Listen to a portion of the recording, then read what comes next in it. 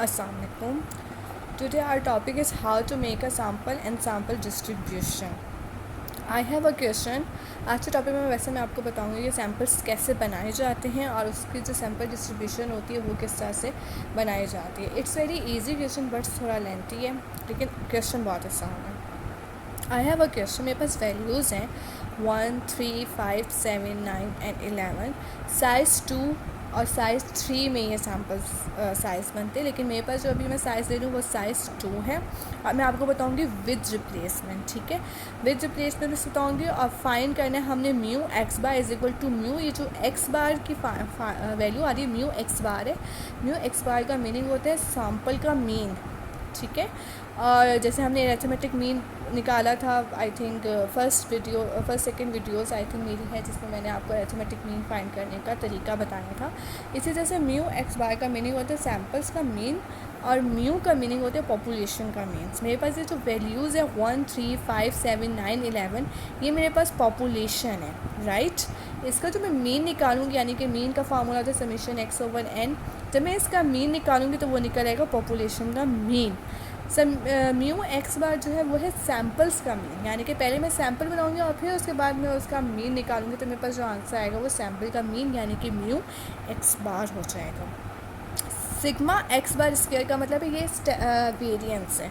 अगर इसके ऊपर अंडर रूट कर दिया जाए यानी कि सिंपल सिग्मा एक्स बार कर दिया जाए तो वो निकल आता है स्टैंडर्ड डेविएशन. फिलहाल ये मेरे पास सिग्मा एक्स बार का यानी कि मेरे पास वेरिएंस है. वेरिएंस ये जो एक्स बार के साथ वेरिएंस है इसका मीनिंग है सैम्पल का वेरिएंस. राइट, और सिग्मा ओवर एन इसका मीनिंग होता है सिग्मा स्क्वायर ओवर एन का मतलब होता है पॉपुलेशन का वेरिएंस. ओके, नाउ अब मेरे पास n जो है नंबर्स ऑफ वैल्यूज़ हैं. ग्रेटर n का मतलब है कि पॉपुलेशन के नंबर्स ऑफ वैल्यूज़ क्या होती है और स्मॉल n का मतलब है कि आप साइज़ क्या ले रहे हैं. ठीक है, नंबर्स ऑफ वैल्यूज़ मेरे पास टोटल 6 है. 1, 3, 5, 7, 9, 11. इन सबको को मैं काउंट करूँ तो 6 वैल्यूज़ बनती है. अब विद रिप्लेसमेंट का क्या मीनिंग है?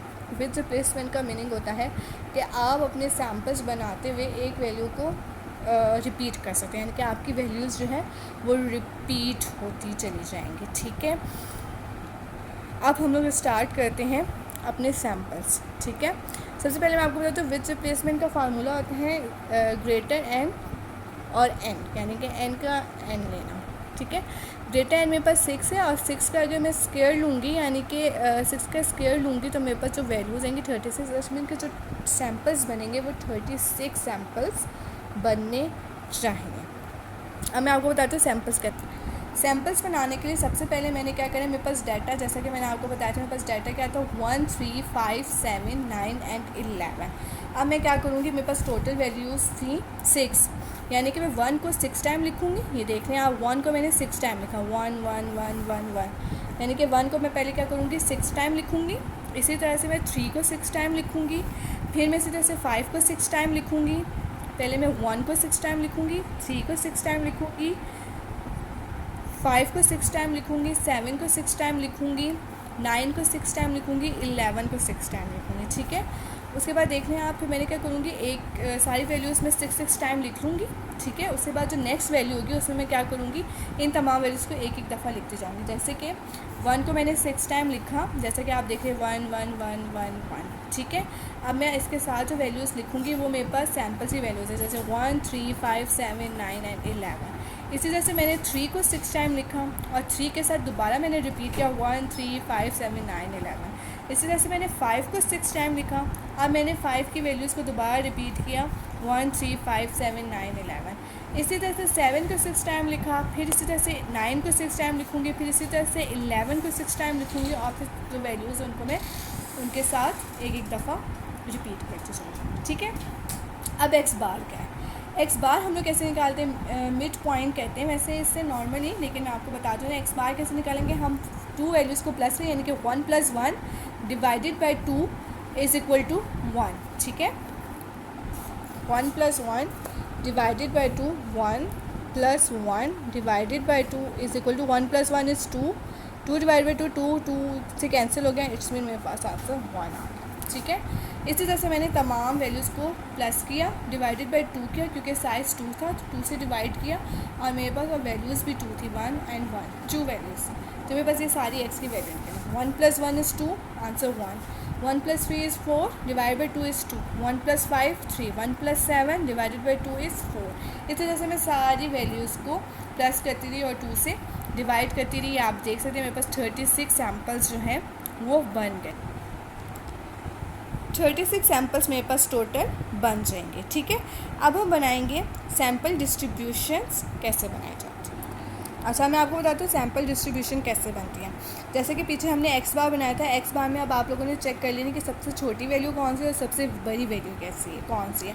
मेरे पास सबसे छोटी वैल्यू 1 है और सबसे बड़ी वैल्यू जो मेरे पास 11 है, यानी कि 1 से लेके 11 तक मैंने जस्ट काउंटिंग लिख ली है। उसके बाद हम टैली बार बनाएंगे। टैली बार जैसे मैंने आपको फर्स्ट वीडियो या सेकंड वीडियो में बनाना बताया होगा कि फ्रीक्वेंसी डिस्ट्रीब्यूशन कैसे बनती है।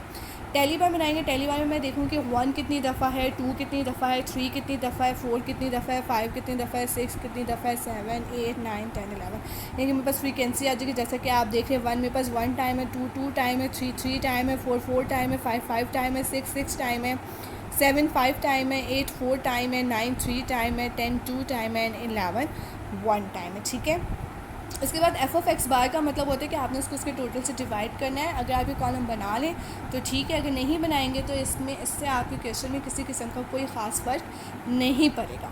मैंने क्या किया, तमाम फ्रीक्वेंसी को डिवाइड कर दिया टोटल 36 से, क्योंकि मैंने आपको बताया था कि टोटल सैम्पल्स हैं वो 36 बने। अच्छा, अब अकॉर्डिंग टू फार्मूला, जो हमारे पास फार्मूला है, पहले मैं आपको फार्मूला दिखाती हूँ, फिर मैं आपको बताती हूँ कि ये x bar f of x bar और x bar square f of x bar क्यों बना गया। सबसे पहले हम फार्मूला देख लेते हैं। अगर म्यू एक्स बार यानी कि सैम्पल का मीन निकालना है तो उसका फार्मूला हमारे पास होता है summation x bar f of x bar. ठीक है, मुझे क्या करना पड़ेगा, सबसे पहले x bar f of x bar को आपस में मल्टीप्लाई करना पड़ेगा और उसके बाद उसको सम अप करना पड़ेगा, तो मेरे पास म्यू एक्स बार आ जाएगा। अब हम देखते हैं कि हम इसको किस तरह से फाइंड आउट कर सकते हैं। अब अभी देख लें मेरे पास, मैंने जो अकॉर्डिंग टू फार्मूला मुझे क्या करना था, summation x bar f of x bar बनाने। मैंने यहाँ पर x bar f of x bar का कॉलम बना दिया। एक्स बार मेरे पास 1 2 3 1 से लेके 11 तक काउंटिंग है।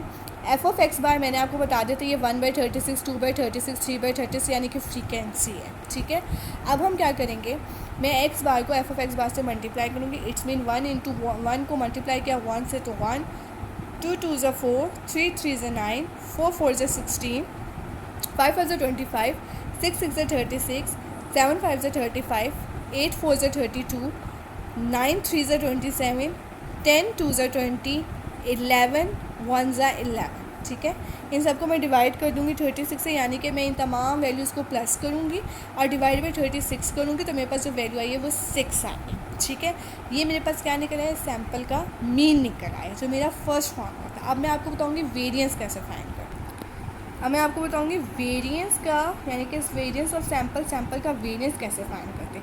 अब जैसे तो फार्मूला मेरे पास है सिग्मा स्क्वायर एक्स बार, सिग्मा एक्स बार स्क्वायर या सिग्मा स्क्वायर एक्स बार का फार्मूला मेरे पास होता है summation x bar square f of x bar minus mu X bar square. Mu यानी कि मीन, ये मीन मैंने आपको ऊपर निकाल के दिया, मेरे पास आंसर 6 आया, ये 6 अपनी जगह पे यहाँ पर आ जाएगा। ठीक है, अब मुझे x square f of x bar square निकालना है। इट्स मीन कि अब हम देखते हैं हमें कौन से कॉलम्स बनाना है। X bar square f of x bar square, ये जैसे कि आप देख रहे हैं मैंने यहाँ पर एक कॉलम बनाया हुआ है एक्स बार स्क्वायर। इसका मतलब है कि मैंने यहाँ पर ना अपने लिए आसानी के लिए एक्स बार का स्क्वायर लिया था। 1 का स्क्वायर 1, 2 का स्क्वायर 4, 3 का स्क्वायर 9, 4 का स्क्वायर 16, 15 का स्क्वायर 25, 6 का स्क्वायर 42, 8 का स्क्वायर 64, 9 का स्क्वायर 81, 10 का स्क्वायर 111 का स्क्वायर 121। अब मुझे क्या करना है, एक्स बार स्क्वायर को मल्टीप्लाई करूँगी एफ ऑफ एक्स बार से। इट्स मीन 1 इंटू 1 1 हो जाएगा, 4 को 2 से मल्टीप्लाई किया तो 8 हो गया। इसी तरह से 9 को 3 से मल्टीप्लाई किया तो 27 हो गया, 16 को 4 से मल्टीप्लाई किया तो 64 हो गया, 25 को 5 से मल्टीप्लाई किया 125 हो गया, 36 को 6 से मल्टीप्लाई किया 216 हो गया, 42 को 5 से मल्टीप्लाई किया 245 हो जाएगा, 64 को 4 से मल्टीप्लाई किया 256 हो गया, 81 को 3 से मल्टीप्लाई किया 243 हो गया, 100 को 2 से मल्टीप्लाई किया 20 हो गया, 121 को 1 से मल्टीप्लाई किया 121 हो गया। इन सब को समम क्या मेरे पास वैल्यू है 1506 डिवाइडेड बाय 36 डिवाइड किया तो मेरे पास वैल्यू आई है 41.83। अब हम इसे फार्मूले के अंदर कैसे पुट, ये देखें मेरे पास फार्मूला था ना, summation x bye square f of x bye square, मैंने आपको पीछे वैल्यू निकाल के दिया 1506 डिवाइड बाई 36 माइनस म्यू मेरे पास 6 निकला हुआ था, 6 का स्क्वायर लिया 41.83 माइनस 36 मेरे पास आंसर है 5.83। ठीक है, अब मैंने आपको शुरू में बताया था कि ये जो म्यू है, ये म्यू कौन सा है, ये मेरे पास पॉपुलेशन का म्यू है। ओके नाउ अब हम बनाएंगे पॉपुलेशन का मीन। पॉपुलेशन का mean mu is equal me, simple formula mu का मीन का फार्मूला सिंपल समीशन एक्स ऊपर एन। ठीक है, अब ये देख सकते हैं आप लोग, मैंने आपकी वैल्यूज़ जो ली थी 1 3 5 7 9 11 सबको प्लस किया, divide by numbers of values मेरे पास 6 से डिवाइड किया, मेरे पास आंसर आ गया 6। अब आप देख लें 6 और ऊपर जो सैम्पल का मीन है, ये दोनों एक दूसरे के बिल्कुल इक्वल है, आपका आंसर भी ऐसे ही इक्वल हो चाहिए, यानी कि सैम्पल का मीन और पॉपुलेशन का मीन आपके जो है एक दूसरे के इक्वल आना चाहिए। ठीक है, नेक्स्ट हमारे पास आएगा वेरिएंस कैसे फाइंड। अब मैं आपको बताती हूँ पॉपुलेशन का वेरिएंस कैसे फाइंड करते हैं। सिंपल फार्मूला होता है summation x square over n minus summation x over n का whole square. Summation x square over n मतलब मेरे पास जो डाटा था 1 3 5 7 9 11 उन सब का मैंने स्क्वायर लिया, मेरे पास वैल्यूज़ आ गई, उसको मैंने डिवाइड किया, आंसर आया 47.67।